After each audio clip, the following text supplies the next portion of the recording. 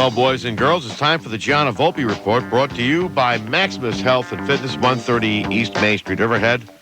What is that red ball? What red ball? Oh, this is an apple. That's an apple? Oh, I thought it was a red ball. You're going to squeeze it or something. Yeah, I'm like, what is it, the evil queen from Snow White?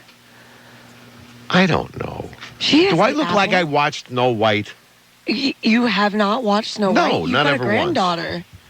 I think she's into Frozen. That's the current, that is, yeah, let it go. Oh, I'm so tired of hearing that. 2.5-year-old kid walks around the house. Let it go. Let it go. And she does all the moves. You're just like, let it go. Seriously. Just let it go. Really. Let it go. Frozen's Sweetie, over. I love you. Let it go. Enough. So we've got this morning, Stephan Bogardus. It's almost like a returning champion. Back to the North Fork. Stephan Bogardus is the protege of Gerry Hayden. We had him on the show after Gerry's recent passing. And you were at Locust Hill Country Club? Yeah, I moved up to Rochester about 2.5 years ago, and I got a job as the executive sous chef at a country club, and they promoted me to executive chef back in February. Wisely. Yeah. But like myself, Stephan and I were both off the North Fork and sort of sad about that we were not here. I know that Stephan wanted to open his own restaurant, and he wanted to have it on the North Fork, but he was saying, I know that it's probably most financially viable if I open a place up here in Rochester, but sort of his heart belonged to the North Fork. So this is really sort of crazy full circle type business, because he is the executive chef now at North Fork Table and Inn, where he learned under Chef Hayden. So what is that like for you? It's really cool, and when I feel like the North Fork, when you're born and raised here, it's a certain kind of place, and you almost need to leave to really respect it and to want to come back and to make it your own, because it's a really special place regardless of the time of year or whatnot. And originally I started cooking when I was 13 for a gentleman that owned a small food truck, and then I was at Farmer's Bar for a while and 4 doors down. Once I went to culinary school and came back home, I wanted to move here and work at the best restaurant that I could. And Gerry and Claudia had things going on at the North Fork Table, and it was still small at the time, but they were getting some good accolades. And I went and interviewed, and I had eaten there a bunch of times. So I asked them if I could work there, and started off as a prep cook, and in 2 years worked my way up to the meat cook. And Ryan Flatley and I kind of were like... Oh, really? You worked with Ryan? Yep, we worked together. We were like brothers on the line. And then I left, and I worked with Danielle Ballud for a little bit over a year. Wow. At Cafe Ballud Palm Beach and Restaurant Danielle on the Upper East Side. And then once Gerry got sick, he asked me to come out and to kind of run the affairs of the kitchen. And so I spent another 2 years being his hands when only his mind was really the viable part. Wow, that is like super powerful. And I mean, I remember you. I remember the first time I met you, and just from knowing you, just how much respect and love you have for that man. And even when you had left, just you never strayed from that. You never let it make you bitter or anything that you weren't there. I've worked in a lot of restaurants, and I've never, ever come across anyone like Gerry, Claudia, Mike, and Mary. I mean, they're the reason that restaurant is what it is, the heart and love that they put into it, and just their talent and drive. It's a really, really special place, and I don't think that it could be replicated by any other group of individuals. Right. I mean, and that's the truth. When you have true passion behind the wheel, fakers can try to fake it, but you can never get to that level is when somebody really cares about something. You'll always see eventually. So Restaurant Week, this is your first week back on the Fork? Restaurant Week was pretty fantastic. It's nice to be able to get some guests in the seats, and diners who normally wouldn't come into the restaurant tend to frequent it. Mm-hmm. And we have a couple of our regulars that come in just throughout the year during Restaurant Week, which is awesome.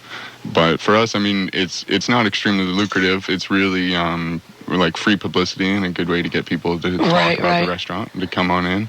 But it's nice to have a little bit of speed and whatnot, but while we still give out the best quality ingredients that we can and the best final plates, it's not quite the normal standard of the restaurant. So what are some dishes that you're excited about bringing back in the upcoming year that you know Gerry, chef, would be excited? That's a really tough question. Have you put... He always had a dish of beef strip loin with horseradish, whipped potatoes, glazed carrots, and Swiss chard. Ooh. And it was pretty fantastic. It was a plow horse dish, and he told me stories about when he was growing up about his mom cooking him pieces of strip loin, and she actually used to crust it in Senka coffee on the outside, like instant coffee, and sear it out. And it would add like an additional layer of like roasted flavor to it, so that was kind of cool. We're not going to be doing that at North Fork. Yeah.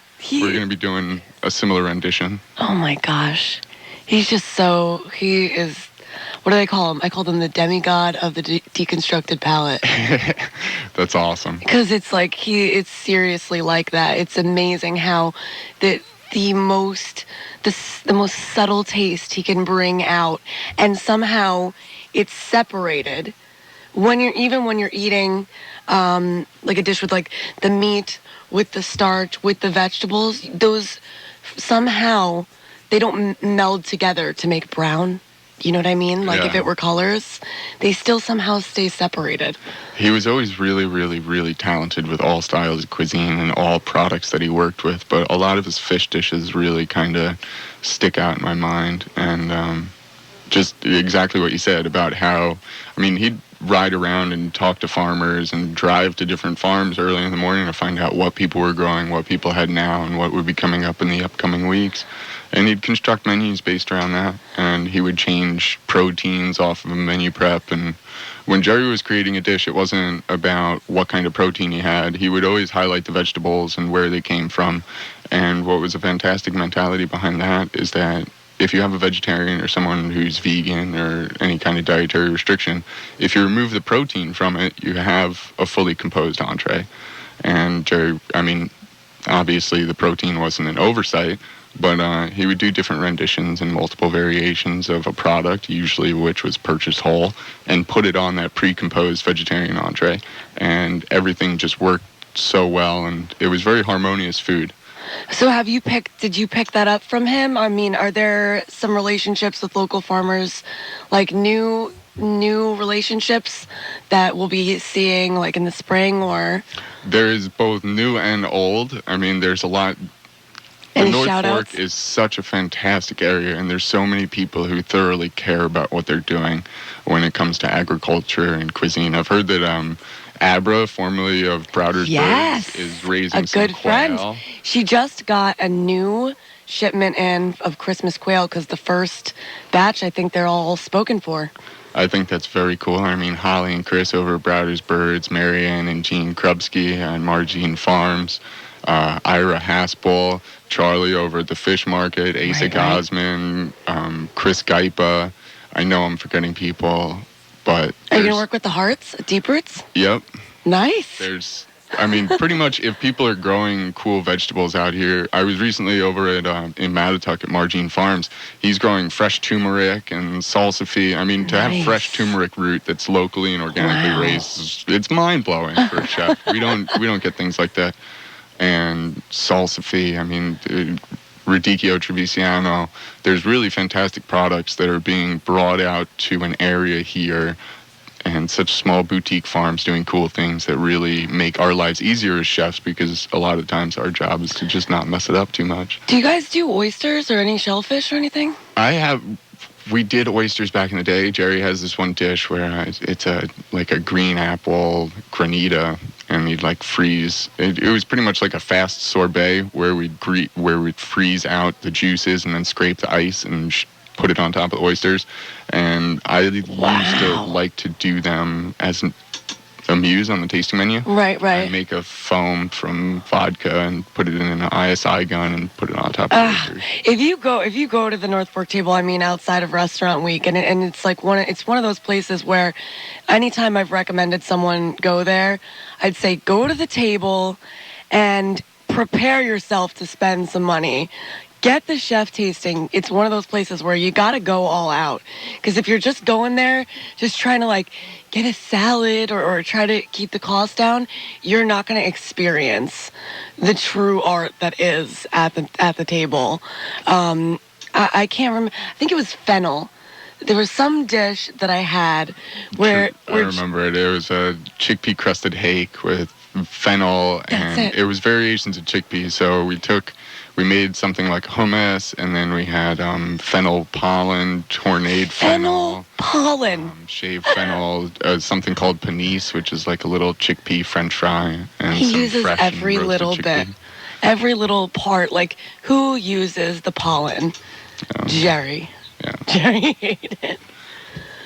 Bruce. I'm just sitting listening to this morning. I realize that I'm out of my league. Chickpea crusted I'm smart hake. enough to know when to shut up. Although, the foam with the vodka did arouse my interest. It's a pretty cool one. I mean, everyone usually has either sparkling wine or vodka with oysters, and I wanted to do a fun rendition of it. And it was nice because it added, whenever you charge something an ISI gun, like, it's pretty much a whipped cream gun. So I would take the vodka and I'd gelatinize it with either sheets of gelatin or agar with a little bit of creme fraiche. And then when you charge it in the canister, the gelatin helps stabilize the bubbles and capture them when they come out. And just, it's really, really light and airy and super delicate. My God, you know, my it's friend, perfect with oysters. because Linda Mugford, she would do like the oyster shooters, which was it was a fascination for me last year, was oyster shooters. I bet you she would love those. It's fun. It's fun. Yeah, vodka is fun for everyone listening out there. It's almost like 8:30 in the morning. Wait until at least 10. 10 a.m. to spike your coffee. Lord knows we need it around here. So go and visit the table. I'm not sure. I can only imagine. Do you guys have openings left for this week? If someone calls, we could do our best to try to find you a table. There's no guarantees for things like Friday and Saturday evening. Obviously, at 7 o'clock or so, I believe as though we're fully booked. But call up, check in. We should have some openings tomorrow night. And we are also doing Restaurant Week for lunch this weekend. Very cool. Stephan, welcome home. Thank you so much. Thank you for being on the program. When we come back, we'll be speaking to Doug Tatour.